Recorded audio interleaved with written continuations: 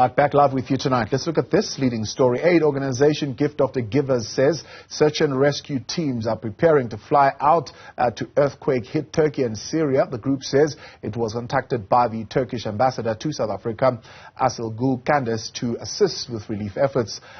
Founder Dr. Imtiaz Sooliman joins us now to give us more on that. Good to have you, sir, and thank you very much for your time.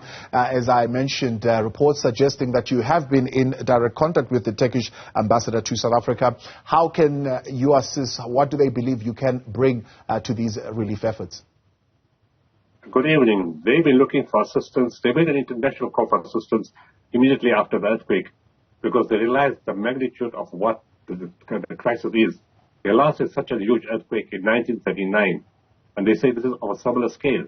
The earthquake was 7.8, and soon after another earthquake hit them at 7.5 for numerous aftershocks. The challenge they're facing is that it's not in one area. It has affected several cities and extended into Syria. And in addition to that, it's being complicated by the weather. There's snow, freezing cold, and heavy rains, which are complicating the search and rescue efforts. So they are looking forward to they've put in their own teams, but the area is just too vast. Too many buildings are involved. In one area alone, 500 buildings collapsed. So to get through that amount of buildings, you're going to need a huge amount of teams to come from all over the world. So I got a call from them and from the Consul General in Cape Town and from the South African ambassador to Turkey, in Turkey, in Ankara, asking if we can send teams to assist. We have the teams on standby. The first search and rescue teams will leave tomorrow. There's 25 of them. We're contemplating whether to send a medical team with them or the day later. We're just figuring that out tonight, depending on the information that comes through.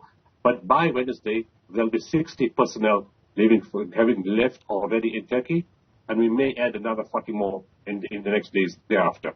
In terms of that kind of commitment, what are the resources that are required there, and what assistance are you getting? I see the President has mentioned you in his latest address, saying President Ramaphosa is expressing his appreciation to the South African humanitarian aid organization, Gift of the Givers, which is joining international response in Turkey and Syria. Are they backing you other than just appreciating your effort? No, well, we don't generally get financial support. But in this case, it's a bit better because we don't have to pay for the flights. I was sitting with the Turkish Airlines general manager in Johannesburg, and also we were sitting with them in Cape Town. And strangely enough, we met him last week Wednesday to discuss relief efforts, not knowing that 4 days later, they're going to have a crisis in their own country. And they've been so generous. Actually, they were crying when they were talking to us. They were saying that we are so grateful for what you guys are doing. All the flights are free. And, we fly you to Istanbul, but we can't tell you where we need to send you now. When you get there, we will then know where to send you. So, and they will provide accommodation, but if needs be, we can pay for the flights and accommodation and everything else. We will purchase tents, blankets, medicine, support for the people on the ground. And in addition to that, of course, we have a huge team inside Syria, where the other earthquake has hit. We've set up a hospital during the Syrian war. We've got 320 personnel in the hospital, the Gift of the Givers, our Rashma hospital. We also put up a standby hospital called Hilal, which we used also during the war, and then we closed it. We've reopened it today to take additional patients. We've had 35 deceased people coming to that hospital and 174 casualties already. We're expecting huge numbers of patients to come in to those 2 hospitals. And of course, in Turkey itself, our teams are going to be kept very busy. So mostly search and rescue and trauma teams, but as we go forward, we'll see what else is required. Yeah.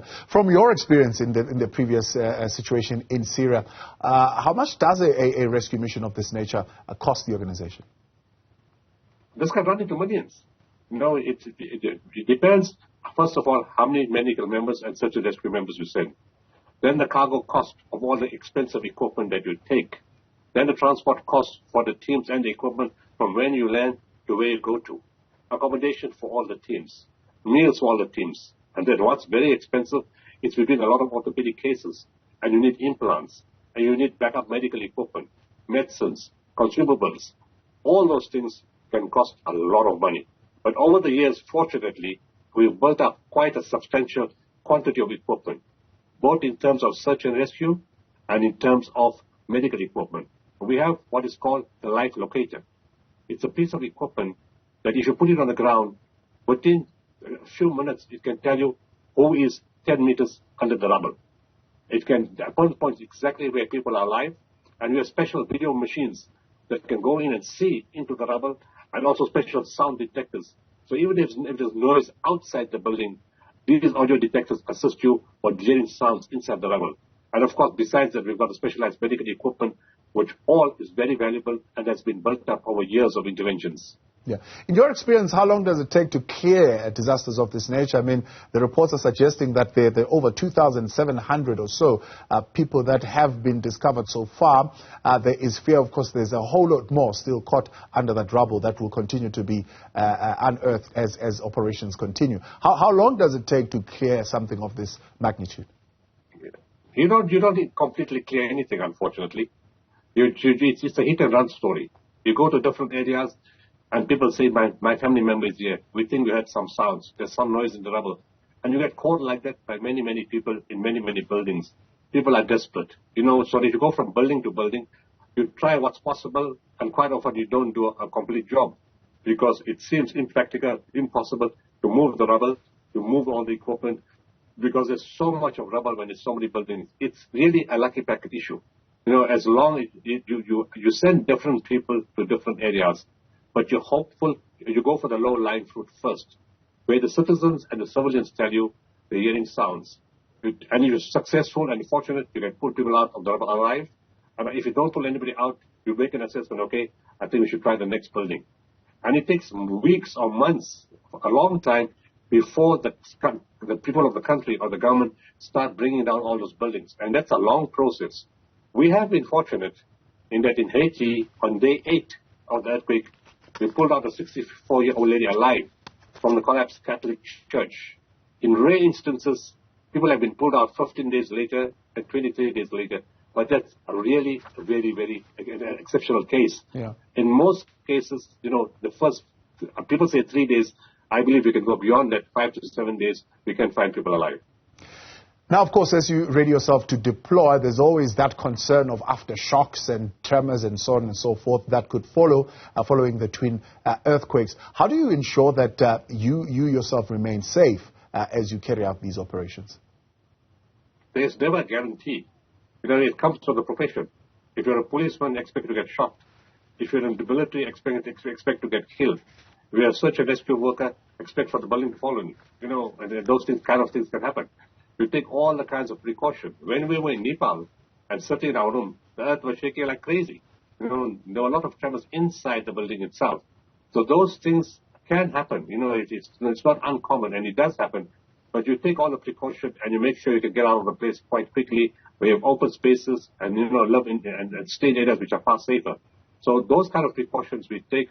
We're fortunate, that in all our years of intervention, we've never got nobody's got injured and nobody's ever been killed. But we keep praying that doesn't happen because it is very, very high risk. You're an aid organization, very, very helpful in South Africa itself with the various demands that we have in the country.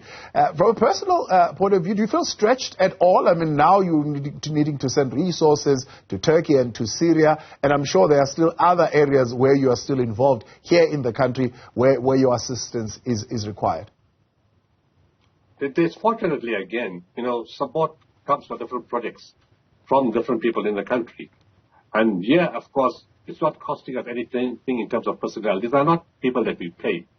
In terms of international disaster, every single person is a volunteer. They're not getting paid.